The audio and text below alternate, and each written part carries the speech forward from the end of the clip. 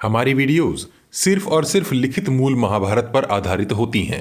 हम किसी प्रकार का बदलाव नहीं करते। इस भाग में आप विस्तार से जानेंगे नकुल ने दुर्योधन को किस प्रकार पराजित किया तथा दुशासन का सहदेव से, कर्ण का भीमसेन से तथा द्रोणाचार्य का अर्जुन से किस प्रकार घोर युद्ध हुआ। पिछले भाग में आपने जाना था कि दुर्योधन और द्रोणाचार्य के बीच एक बार फिर कैसे वाद विवाद हुआ तथा किस प्रकार पांडव योद्धाओं का द्रोणाचार्य के साथ भयंकर युद्ध हुआ। पिछले एपिसोड का लिंक आपको डिस्क्रिप्शन बॉक्स तथा चैनल के पेज पर मिल जाएगा। यह एक पॉडकास्ट है, कृपया इसे अपने नेत्र बंद करके सुनिए और इस संपूर्ण घटना को अपनी कल्पना में साकार होते देखिए। द्रोण पर्व अध्याय 187। संजय बोले, हे राजन, रात्रि में घटोत्कच वध के बाद जब दिन का उजाला होने लगा तब वे समस्त योद्धा कवच बांधे हुए ही युद्ध के मुहाने पर सहस्त्रों किरणों से सुशोभित भगवान सूर्य देव की उपासना करने लगे। तपाए हुए सुवर्ण के समान कांतिमान सूर्य देव का उदय होने पर जब संपूर्ण लोकों में प्रकाश छा गया तब पुनः वहाँ युद्ध होने लगा। हे राजन, सूर्योदय से पहले जिन योद्धाओं में द्वंद्व युद्ध चल रहा था, सूर्योदय के बाद भी पुनः वे ही लोग आपस में जूझने लगे। रथों से रथ और हाथियों से हाथी गुथ जाते थे। इस प्रकार कभी सटकर और कभी अलग होकर वे योद्धा रणभूमि में मरकर गिरने लगे। वे सभी रात में युद्ध करके थक चुके थे। फिर सवेरे सूर्य की धूप लगने पर उनके अंग अंग में भूख प्यास व्याप्त होने लगी, जिससे बहुतेरे सैनिक अपनी सुध बुध खोने लगे। हे राजन, उस समय शंख, भेरी और मृदंगों की ध्वनि, गरजते हुए गजराजों का चित्कार और फैलाए तथा खींचे गए धनुषों की टंकार, इन सब का सम्मिलित शब्द आकाश में गूंज रहा था। ऐसा लग रहा था जैसे वहाँ बढ़ा हुआ अत्यंत भयानक शब्द उस समय स्वर्ग लोक तक जा पहुँचा हो। नाना प्रकार के अस्त्र शस्त्रों से कटकर छटपटाते हुए योद्धाओं का महान आर्तनाद वहाँ सुनाई दे रहा था। गिरते तथा गिराए जाते हुए पैदल, अश्व, रथ और हाथियों की अत्यंत दयनीय दशा दिखाई देती थी। उन सभी सैनिकों में बारंबार मुठभेड़ होती थी और उसमें अपने ही पक्ष के लोग अपने ही पक्ष वालों को भी मार डालते थे। उसी प्रकार शत्रु पक्ष के लोग भी अपने ही पक्ष के लोगों को मार डालते थे। वे अपने स्वजनों को भी बिना पहचाने उन्हें मार डालते थे।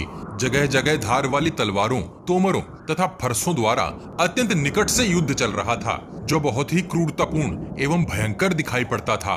वहाँ युद्ध करने वाले वीरों ने खून की नदी बहा दी थी। वह रक्त की नदी हाथी और अश्वों के मृत शवों से प्रकट हुई थी और वह मनुष्यों के शरीरों को बहाए ले जाती थी। उसमें मांस और रक्त ही उसकी कीचड़ थे, पीड़ितों के आर्तनाद ही उसकी कलकल ध्वनि थे तथा पताका और शस्त्र उसमें झाग के समान दिखाई पड़ते थे। रात्रि के युद्ध से मोहित अल्प चेतना वाले, बाणों और शक्तियों से पीड़ित तथा थके मांदे हाथी एवं अश्वों से जुते वाहन अपने घायल अंगों के साथ वहाँ खड़े थे। कहीं मांस खाने वाले प्राणियों का समुदाय भरा हुआ था, कहीं मरे और अधमरे जीव पड़े थे। इन सब के कारण उस युद्ध भूमि में कहीं भी रथ जाने के लिए रास्ता नहीं दिखता था। रथों के पहिए रक्त की कीच में डूब जाते थे, तो भी उन रथों को बाणों से पीड़ित हो कांपते हुए और परिश्रम से थके हुए अश्व किसी प्रकार धैर्य धारण करके ढोते जाते थे। वे सभी अश्व उत्तम कुल, साहस और बल से संपन्न थे, इसीलिए ऐसा पराक्रम कर पा रहे थे। हे राजन, उस समय द्रोणाचार्य और अर्जुन को छोड़कर शेष सारी सेना विहल, भयभीत और आतुर हो गई थी। वे ही दोनों अपने अपने पक्ष के योद्धाओं के लिए छिपने का स्थान बने हुए थे। विपक्षी योद्धा इन दोनों में से किसी के भी समीप जाकर यमलोक पहुंच जाते थे। उस समय उनमें से किसी भी दल को अलग अलग पहचाना नहीं जा सकता था। वह सम्रांगण यमराज का क्रीड़ा स्थल सा हुआ जा रहा था। हे राजन, भूमंडल के राजवंश में उत्पन्न हुए क्षत्रियों का ऐसा महान संहार उत्पन्न होने पर वहाँ युद्ध में तत्पर हुए सब लोग सेना द्वारा उड़ाई हुई धूल से ढके जाते थे। इसीलिए हम लोग वहाँ न तो कर्ण को देख पाते थे, न द्रोणाचार्य को, न अर्जुन दिखाई देते थे, न युधिष्ठिर, भीमसेन, नकुल, सहदेव, दृष्टद्युम्न और सात्विकी को भी हम नहीं देख पा रहे थे। दुशासन, अश्वत्थामा, दुर्योधन, शकुनी, कृपाचार्य, शल्य, कृतवर्मा तथा अन्य महारथी भी हमारी दृष्टि में नहीं आते थे। हे राजन, औरों की तो बात ही क्या, हम अपने शरीर को भी नहीं देख पाते थे। पृथ्वी और दिशाएं भी नहीं सूझती थी। वहाँ धूल रूपी मेघ की भयंकर एवं घोर घटा घुमड़ घुमड़ कर घिर आती थी, जिससे सब योद्धाओं को उस समय ऐसा लगता था मानो दूसरी रात्रि आ पहुंची हो। उस अंधकार में न तो कौरव पहचाने जाते थे और न पांचाल तथा पांडव ही दिखाई देते थे। जो हाथ की पकड़ में आ गए या छू गए वे अपने हो या पराये विजय की इच्छा रखने वाले तथा डर के वशीभूत मनुष्य उन्हें तत्काल मार डालते थे। तभी तेज हवा चलने से कुछ धूल तो ऊपर उड़ गई और कुछ योद्धाओं के रक्त से सींचकर नीचे बैठ गई। इससे भूतल की वह सारी धूल शांत हो गई थी। उस समय दुर्योधन, कर्ण, द्रोणाचार्य और दुशासन ये चार महारथी चार पांडवों के साथ युद्ध करने लगे। दुर्योधन अपने भाई दुशासन को साथ लेकर नकुल और सहदेव से भिड़ गया। राधापुत्र कर्ण भीमसेन के साथ और अर्जुन आचार्य द्रोण के साथ युद्ध करने लगे। उन उग्र महारथियों का वह घोर, अत्यंत आश्चर्यजनक और अमानुषिक संग्राम वहाँ सभी लोग सब ओर से देखने लगे। रथ के विचित्र पैंतरों से विचरने वाले तथा विचित्र युद्ध करने वाले उन महारथियों का युद्ध वहाँ सब रथी दर्शक की भांति खड़े होकर देखने लगे। एक दूसरे को जीतने की इच्छा वाले वे वीर योद्धा वर्षा काल के मेघों की भांति बाण रूपी जल की वर्षा कर रहे थे तथा शरद काल के मेघों की भांति शोभा पा रहे थे। हे राजन, निश्चय ही अंत काल आए बिना किसी के शरीर का नाश नहीं होता है। तभी तो उस संग्राम में शत विक्षत होते हुए भी वे समस्त महारथी एक साथ नष्ट नहीं हो गए थे। उस समय योद्धाओं के कटे हुए हाथ, पैर, कुंडल मंडित मस्तक, धनुष, बाण, प्रास, खड़ग, परशु, पट्टीश, नालिक, छोटे नाराज, नखर, शक्ति, तोमर, अन्यान्य नाना प्रकार के उत्तम आयुध, भांति भांति के विचित्र कवच, टूटे हुए विचित्र रथ तथा मारे गए हाथी, अश्व इधर उधर पड़े थे।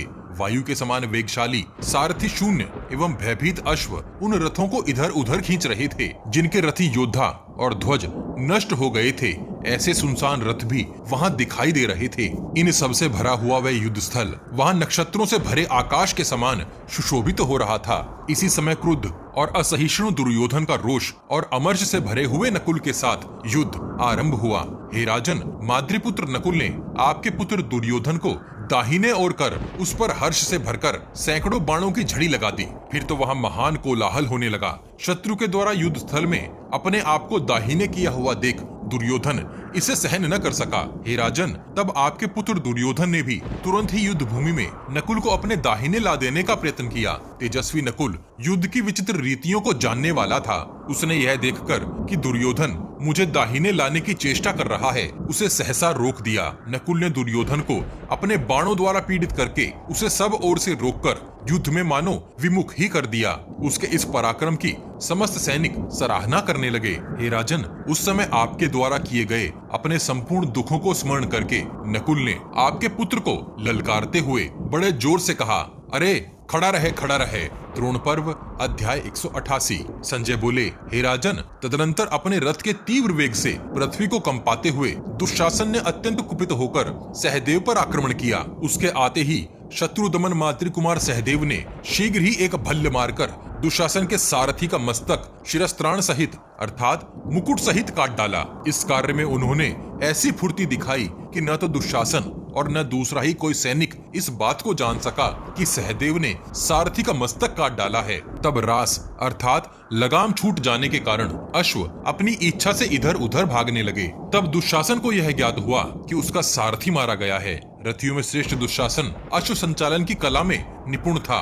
वह रणभूमि में स्वयं ही अपने अश्वों को काबू करके शीघ्रता पूर्वक विचित्र रीति से अच्छी तरह युद्ध करने लगा। सारथी के मारे जाने पर भी दुशासन उस रथ के द्वारा युद्ध भूमि में निर्भय होकर विचरता रहा। उसके इस कर्म की अपने और शत्रु पक्ष के लोगों ने भी प्रशंसा की। सहदेव दुशासन के अश्वों पर तीखे बाणों की वर्षा करने लगे। उन बाणों से पीड़ित हुए वे अश्व शीघ्र ही इधर उधर भागने लगे। दुशासन जब घोड़ों की लगाम संभालने लगता तब धनुष छोड़ देता और जब धनुष से काम लेता तो विवश होकर अश्वों की लगाम छोड़ देता था। उसकी इस दुर्बलता के इन्हीं अवसरों पर माद्री कुमार सहदेव उसे बाणों से ढक देते थे। उस समय आपके पुत्र की रक्षा के लिए कर्ण बीच में कूद पड़ा। तब भीमसेन ने भी सावधान होकर धनुष को कान तक खींचकर छोड़े गए 3 भल्लों द्वारा कर्ण की दोनों भुजाओं और छाती में गहरी चोट पहुंचाई और जोर जोर से गर्जना करने लगे। तदनंतर पैरों से कुचल गए सर्प के समान कुपित हो कर्ण वहां से लौट पड़ा और तीखे बाणों की वर्षा करके भीम को ही रोकने लगा। फिर तो भीमसेन और राधापुत्र कर्ण में घोर युद्ध होने लगा। दोनों ही एक दूसरे की ओर विकृत दृष्टि से देखते हुए सांडों के समान सांसें छोड़ने लगे। फिर वे दोनों अत्यंत कुपित हो एक दूसरे पर बड़े वेग से टूट पड़े। उन युद्ध कुशल योद्धाओं के परस्पर अत्यंत निकट आ जाने के कारण उनके बाण चलाने का क्रम टूट गया और उनके बीच गदा युद्ध आरंभ हो गया। हे राजन, भीमसेन ने अपनी गदा फेंककर कर्ण के रथ का कुबर तोड़ उसके टुकड़े टुकड़े कर दिए।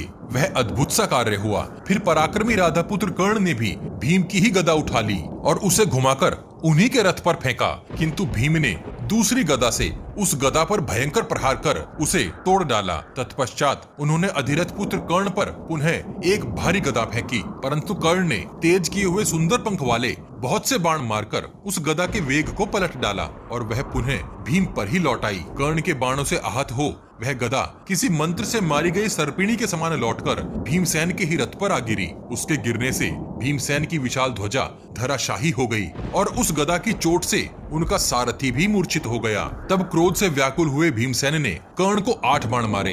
हे राजन, शत्रु वीरों का संहार करने वाले महाबली भीमसेन ने हंसते हुए से उन तेज धार वाले तीखे बाणों द्वारा कर्ण के ध्वज, धनुष और तरकस को काट गिराया। तत्पश्चात राधापुत्र कर्ण ने पुनः सोने की पीठ वाला दूसरा दुर्जय धनुष हाथ में लेकर रथ में रखे हुए बाणों द्वारा भीमसेन के रीछ के समान रंग वाले काले अश्वों और दोनों पार्श्व रक्षकों को शीघ्र ही मार डाला। इस तरह रथ नष्ट हो जाने से शत्रुदमन भीमसेन जैसे उछलकर सिंह पर्वत के शिखर पर चढ़ जाता है, उसी प्रकार उछलकर नकुल के रथ पर जा बैठे। हे राजन, इसी प्रकार उस युद्ध स्थल में आचार्य और शिष्य अर्थात द्रोण तथा अर्जुन परस्पर प्रहार करते हुए विचित्र रीति से युद्ध कर रहे थे। शीघ्रता पूर्वक बाणों के संधान और रथों के संयोग से अपने संग्राम द्वारा वे दोनों वीर दोनों के नेत्रों और मन को भी मोह लेते थे। हे राजन, गुरु और शिष्य के उस युद्ध को देखते हुए सब योद्धा संग्राम से विरत हो गए। वे दोनों वीर सेना के बीच में रथ के विचित्र पैतरे प्रकट करते हुए उस समय एक दूसरे को दाएं करने की चेष्टा करने लगे। उन द्रोणाचार्य और पांडुपुत्र अर्जुन के पराक्रम को वे सब सैनिक अत्यंत आश्चर्यचकित होकर देख रहे थे। हे राजन, जैसे मांस के टुकड़े के लिए आकाश में 2 बाज लड़ रहे हों, उसी प्रकार भूमि के लिए उन दोनों गुरु शिष्य में बड़ा भारी युद्ध हो रहा था। द्रोणाचार्य कुंतीपुत्र अर्जुन को जीतने की इच्छा से जिस जिस अस्त्र का प्रयोग करते थे उसको पांडुपुत्र अर्जुन हंसते हुए तत्काल काट देते थे। जब द्रोणाचार्य पांडुपुत्र अर्जुन की अपेक्षा अपनी विशेषता न सिद्ध कर सके, तब अस्त्र मार्गों के ज्ञाता गुरुदेव ने वहां दिव्यास्त्रों को प्रकट किया। द्रोणाचार्य के धनुष से क्रमशः छूटे हुए इंद्र, पाशुपत, त्वाष्ट्र, वायव्य तथा यम नामक अस्त्र को अर्जुन ने तत्काल शांत कर दिया। ध्यान रहे, यहाँ विभिन्न संस्करणों में पाशुपत अस्त्र का भी वर्णन है। जब पांडुकुमार अर्जुन आचार्य के सभी अस्त्रों को अपने अस्त्रों द्वारा विधि पूर्वक नष्ट करने लगे, तब द्रोण ने परम दिव्य अस्त्रों द्वारा अर्जुन को ढक दिया। परंतु विजय की इच्छा से वे पार्थ पर जिस जिस अस्त्र का प्रयोग करते थे उसके विनाश के लिए अर्जुन वैसे ही अस्त्रों का प्रयोग करते थे। जब अर्जुन के द्वारा उनके विधि पूर्वक चलाए हुए दिव्यास्त्र भी प्रतिहत होने लगे, तब द्रोण ने अर्जुन की मन ही मन बड़ी सराहना की। हे राजन, शत्रुओं को संताप देने वाले द्रोणाचार्य अपने उस शिष्य के पराक्रम को देख अपने आप को भूमंडल के सभी शस्त्र वेत्ताओं में श्रेष्ठ मानने लगे। महामनस्वी वीरों के बीच में अर्जुन के द्वारा इस प्रकार रोके जाते हुए द्रोणाचार्य प्रयत्न करके प्रसन्नता पूर्वक मुस्कुराते हुए स्वयं भी अर्जुन को आगे बढ़ने से रोकने लगे। तदनंतर वह युद्ध देखने की इच्छा से आकाश में बहुत से देवता, सहस्त्रों गंधर्व, ऋषि और सिद्ध समुदाय आ खड़े हुए। अप्सराओं, यक्षों और गंधर्वों से भरा हुआ आकाश ऐसी विशिष्ट शोभा पा रहा था मानो उसमें मेघों की घटा घिर आई हो। हे राजन, वहां द्रोणाचार्य और अर्जुन की स्तुति से युक्त अदृश्य व्यक्तियों के मुखों से निकली हुई बातें बारंबार सुनाई देने लगी। जब दिव्यास्त्रों के प्रयोग होने लगे और उनके तेज से 10 दिशाएं प्रकाशित हो उठी, उस समय आकाश में एकत्र हुए सिद्ध और ऋषि इस प्रकार वार्तालाप करने लगे। यह युद्ध न तो मनुष्यों का है, न असुरों का, न राक्षसों का है और न देवताओं एवं गंधर्वों का ही है। निश्चय ही यह परम उत्तम ब्रह्म युद्ध है। ऐसा विचित्र एवं आश्चर्यजनक संग्राम हम लोगों ने न तो कभी देखा था और न सुना ही था। आचार्य द्रोण पांडुपुत्र अर्जुन से बढ़कर हैं और पांडुपुत्र अर्जुन भी आचार्य द्रोण से बढ़कर हैं। इन दोनों में कितना अंतर है, इसे दूसरा कोई नहीं देख सकता। यदि भगवान शंकर अपने 2 रूप बनाकर स्वयं ही अपने साथ युद्ध करें, तो उसी युद्ध से यहाँ इनकी उपमा दी जा सकती है और कहीं इन दोनों की समता नहीं है। आचार्य द्रोण में सारा ज्ञान एकत्र होकर संचित है, परंतु पांडुपुत्र अर्जुन में ज्ञान के साथ साथ योग भी स्थित है। इसी प्रकार आचार्य द्रोण में सारा शौर्य एक स्थान पर आ गया है, परंतु पांडुनंदन अर्जुन में शौर्य के साथ बल भी है। ये दोनों महाधनुर्धर वीर युद्ध में दूसरे किन्हीं योद्धाओं के द्वारा नहीं मारे जा सकते, परंतु यदि ये दोनों चाहें तो देवताओं सहित संपूर्ण जगत का विनाश कर सकते हैं। हे राजन, उन दोनों पुरुष प्रवर वीरों को देखकर आकाश में छिपे हुए तथा प्रत्यक्ष दिखाई देने वाले प्राणी भी सब ओर ऐसी ही बातें कर रहे थे। तत्पश्चात परम बुद्धिमान द्रोणाचार्य ने रणभूमि में अर्जुन को तथा आकाशवर्ती अदृश्य प्राणियों को संताप देते हुए ब्रह्मास्त्र प्रकट किया। फिर तो पर्वत, वन और वृक्षों सहित धरती डोलने लगी, आंधी उठ गई और समुद्र में ज्वार आ गया। महामना द्रोण के द्वारा ब्रह्मास्त्र के उठाए जाते ही कौरवों और पांडवों की सेनाओं पर तथा समस्त प्राणियों में बड़ा भारी आतंक छा गया। हे राजन, तब अर्जुन ने भी बिना किसी घबराहट के अपने ब्रह्मास्त्र से ही द्रोण के उस ब्रह्मास्त्र को दबा दिया। तत्काल वहां सारा उपद्रव शांत हो गया। जब द्रोणाचार्य और अर्जुन में से कोई भी किसी को परास्त न कर सका, तब अनेक योद्धा वहां आकर युद्ध करने लगे। हे राजन, रणभूमि में द्रोणाचार्य और अर्जुन में घमासान युद्ध छिड़ जाने पर फिर किसी को कुछ सूझ नहीं रहा था। द्रोणाचार्य ने युद्ध स्थल में अर्जुन को छोड़कर पांचालों पर धावा किया और अर्जुन ने भी वहां द्रोणाचार्य का मुकाबला छोड़कर कौरव सैनिकों को वेग पूर्वक खदेड़ना आरंभ किया। हे राजन, उस महासमर में उन दोनों ने अपने बाण समूहों द्वारा सब कुछ अंधकार से आच्छन्न कर डाला। वह तुमुल युद्ध संपूर्ण जगत के लिए भयदायक प्रतीत होने लगा था। आकाश में इस प्रकार बाणों का जाल बिछ गया था मानो वहां मेघों की घटा घिर आई हो। इससे वहां उस समय कोई आकाशचारी पक्षी भी कहीं उड़कर नहीं जा सका। द्रोण पर्व का 188वां अध्याय यहीं समाप्त होता है। अगले भाग में जानेंगे कि धृष्टद्युम्न का दुशासन को पराजित कर द्रोणाचार्य पर आक्रमण करना, कर्ण का भीमसेन से युद्ध करना, कौरवों पर अर्जुन का आक्रमण तथा अश्वत्थामा की मृत्यु का समाचार सुनकर द्रोण का अपने जीवन से निराश हो जाना।